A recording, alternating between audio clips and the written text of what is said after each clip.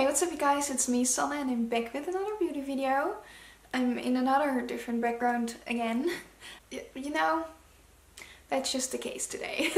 I'm not gonna explain it, it's a long story. I think I'm gonna jump into it quite quickly because I don't have too much time to film. Today I'm doing an anti-haul because I like doing anti-hauls. The thing is, I'm not really into buying a lot of makeup anymore.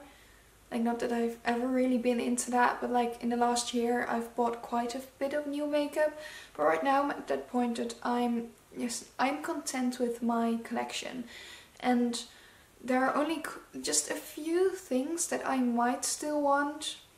But I'm also very much a budget queen, so like I'm not gonna spend a lot of money on stuff that I might want. So there's not a lot of makeup that actually, like especially new releases, that actually speak to me enough to buy them. It's quite easy for me to say no to most collections, but I just thought it would be fun to talk about the collections that have been coming out in the past like month or two or so.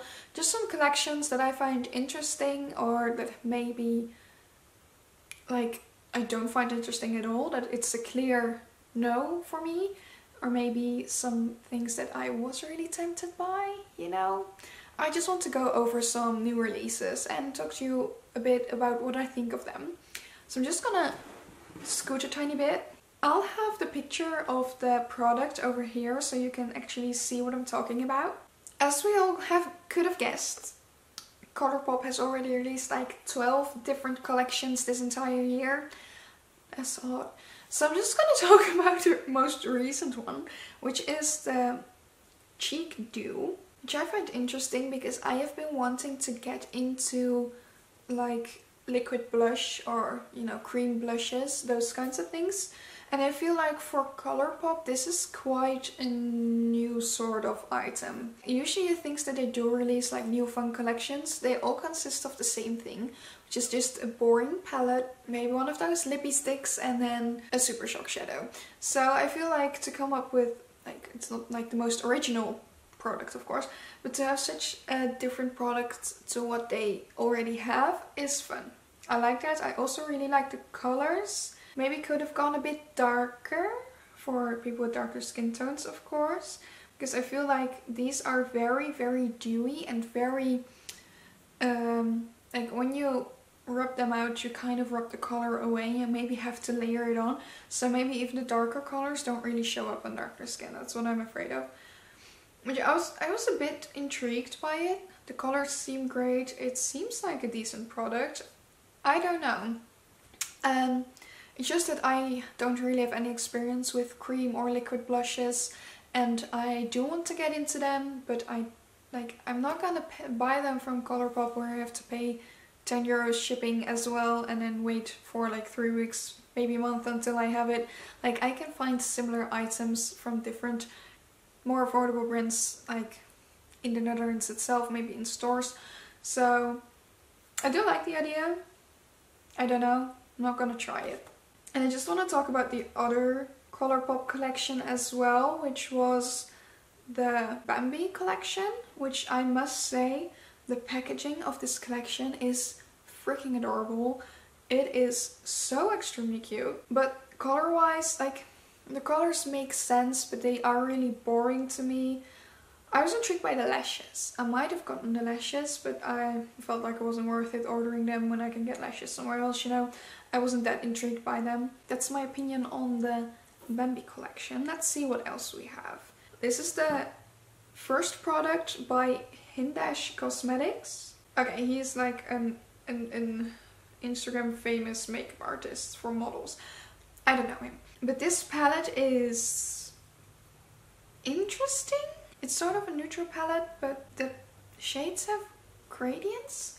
And I'm just so confused, because if this is going to be something that makeup artists will use, like himself, you don't want like gradients of colors. I feel like yeah, you can create multiple different colors this way, but if you're doing very quick makeup on someone else, I feel like you might just dip into the wrong colors the entire time, and the colors might not be even, and it might be a real struggle when you're using certain colors more than the other half of the same pan.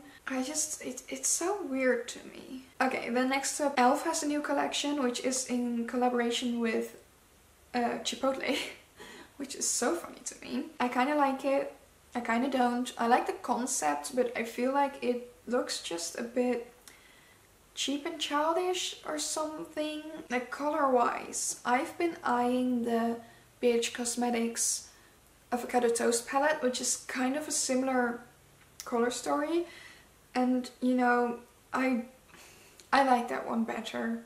The view of it, the look of it, the fact that it has all the same pen sizes and not those weird pen sizes. I do think the little avocado sponge is really funny. The lip gloss, yeah, it's just a plumping lip gloss, but I like the idea that it's combined with, you know, the spicy sauces, and it's fun. It's fun, but I feel like it's a little bit too childish for me to have in my collection. And also, I've never had Chipotle, so I'm probably not as obsessed with it as some people are. So no, that's a no for me. I think this is fun, but also just so, again, kind of childish and unnecessary. Funko Pop actually came out with a makeup collection, which, you know, it's fun. It's a Rugrats collection. There's some lip glosses. There's one eyeshadow palette. It's fun to have as a staple when you're a fan of the Rugrats and when you're a fan of Funko. It is a fun staple to have, but you know, to have a palette that is the entire shape of, what's her face, Angelica, it's just not gonna be handy. You can't really store it anywhere. The colors are boring. The lip glosses look fine, but again, then you have a lip gloss with a giant head of a baby on top of it. I don't think that's gonna be handy either. Like, you can't store them. They're just gonna be more like I said, staples to have in your collection to put on show. I feel like more than you'd actually use them for the products. But it is a nice thing for people who like Funko and makeup and maybe Rugrats, but in general, I don't think many people would be interested in this. Okay, some more cream products. I feel like cream blushes and such have really been lately. So Melt has come out with cream blushes as well, and I feel like looking at this shade range, the range is actually quite okay. I haven't seen swatches, so I don't know what the exact shade range is like swatched, but from the picture it looks quite good. I don't know, you know, cream products are in, so if you're a fan of Melt and you want to get a cream blush, people are probably gonna get it. Again, I do want to try cream blushes, but then I'd rather try some brand that it's easily available to me over here, and I'll try that one and not this one, you know? I also feel like it's a decent shade range, like a good one, but there's not really that much interesting colors, you know, just a peachy one, a pinky one, and a brownish one, and that in different layers of deepness. BH Cosmetics have come out with another one of their Birthstone collection, and this one is Aquamarine. You know, it's a cute little palette. I still don't understand why one pan needs to be bigger than the rest. Like, just do 8 pans, make it more interesting. Why do we need one of those big pans? I just don't understand. The colors look nice. I feel like you can get like a decent look out of it, but to me it's just a bit too little blue or something like that. Just nudie, very light shade. They could have skipped that one for me and just added a deep blue matte, for example. Like, they could have changed a lot of things to make it more interesting. The colors that are in there seem very nice, but you just could have changed things up a bit, I feel like. Also, Aquamarine isn't my birthstone, so I'm not that interested in it. Maybelline has, I believe it says that it's specifically in Asia. Maybelline has released a Sailor Moon collection, and I'm just so bored. It's their Super Stay liquid lipsticks, which are very famous. I've never tried them because Maybelline is not cruelty free, so I will never try them probably. I am almost 99% certain that these are shades that already exist, so the only thing that's a Sailor Moon collab about this is that they placed a black sticker of the Sailor Moon characters onto the tube. Creativity. It's so boring. It has nothing to do with Sailor Moon. What does a basic nude lipstick have to do with Sailor Moon? Comparing this to the Colourpop Sailor Moon collection, like, not everything there was specifically Sailor Moon related, but at least they had original packaging and an original color story. For as far as Colourpop can do that, you know? But this is just boring. We're talking about Sailor Moon here. Okay, so Hermes has come out with a blush line. So they have 8 blushes apparently. And oh my gosh, these blushes, they're pale, pale, pale and pale. Like, oh my gosh. They have swatches on a white person's arm. And like none of these shades are even showing up on that person. Like, I don't think I could even use most of these. What is this shade range? I'm confused. I don't understand. I feel like some of these shades I can use as a face powder. This is one of those items that's on my Antihaul, but if I had the money for it, I'd buy it. You know? This is beautiful. Absolutely gorgeous, amazing, lovely.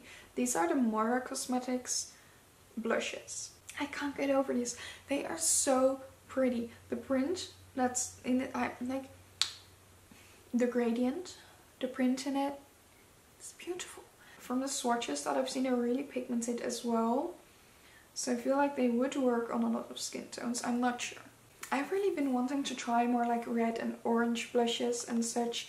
So that ombre blush from red to orange to it's beautiful. And I want that. And they're also very much not expensive.